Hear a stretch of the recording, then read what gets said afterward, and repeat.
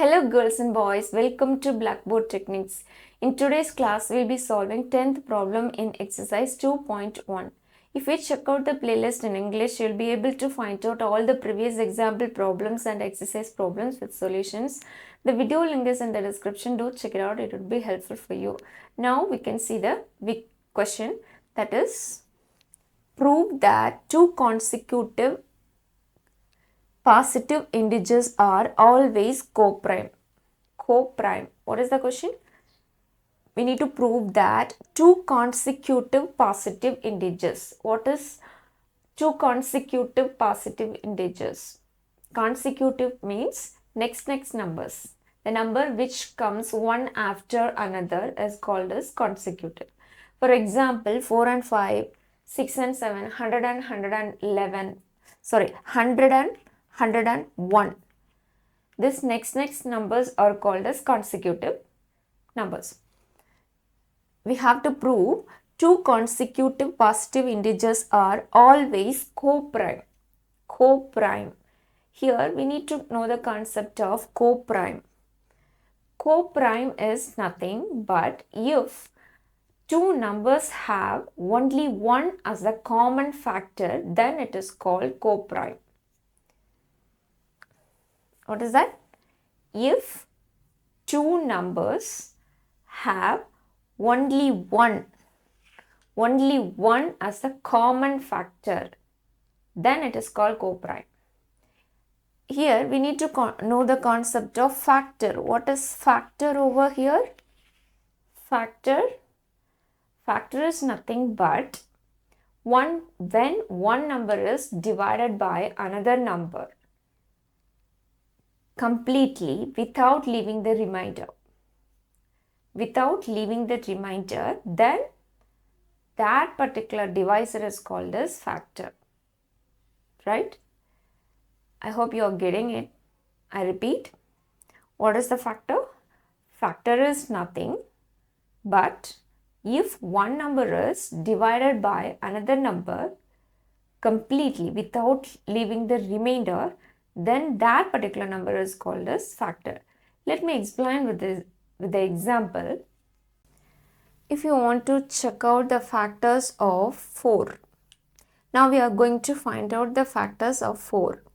Okay, what we have to do is, for finding the factors of 4, we have to check all the numbers from 1 to 4.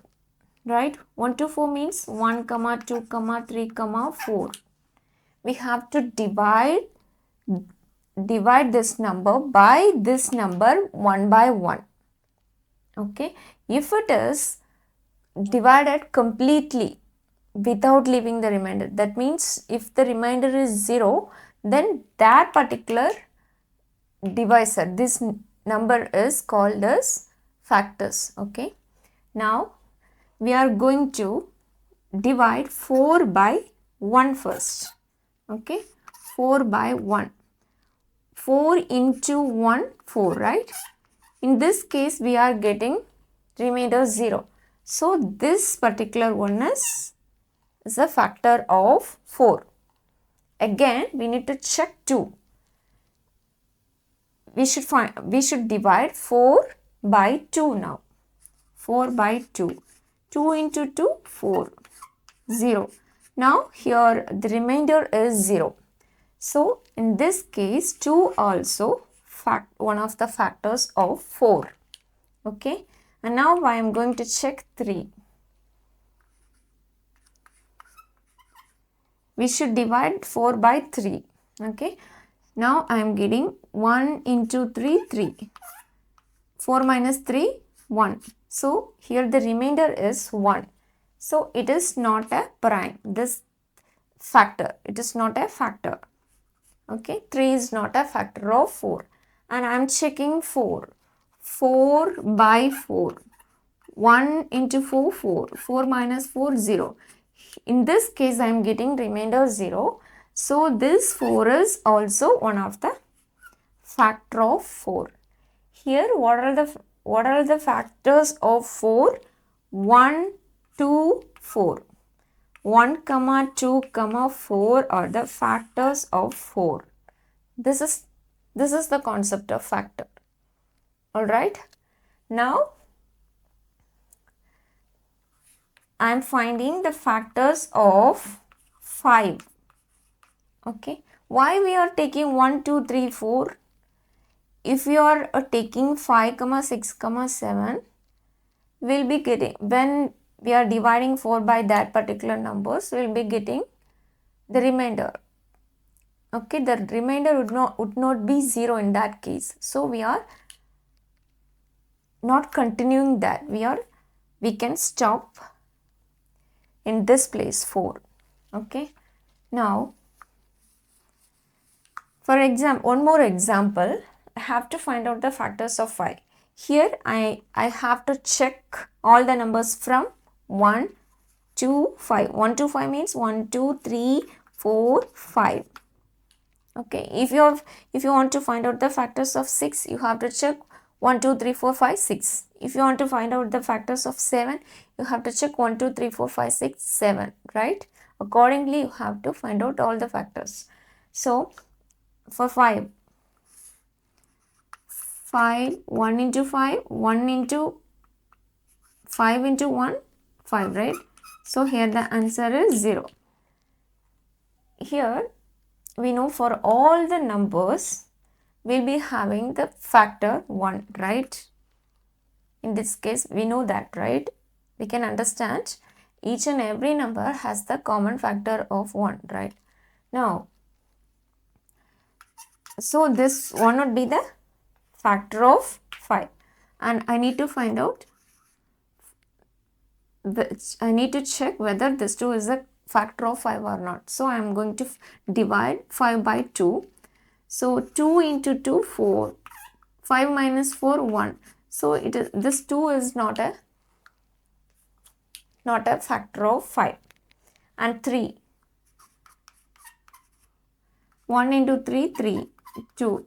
So, this 3 also not a factor of 5. 4.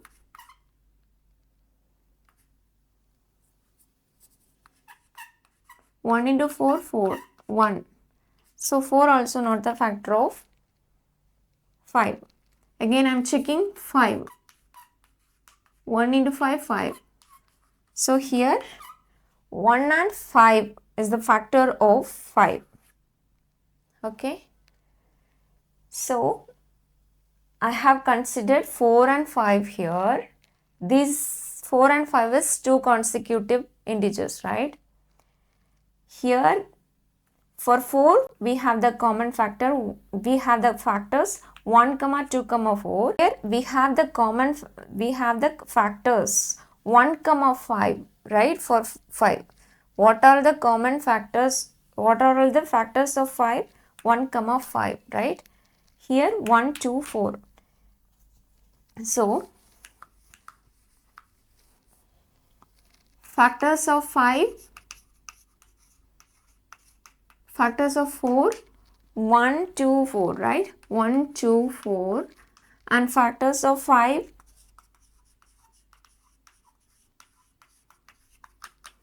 we have 1, 5, right? What is the common factor here? 1, right? In this case, this 4 and 5 is a coprime, right?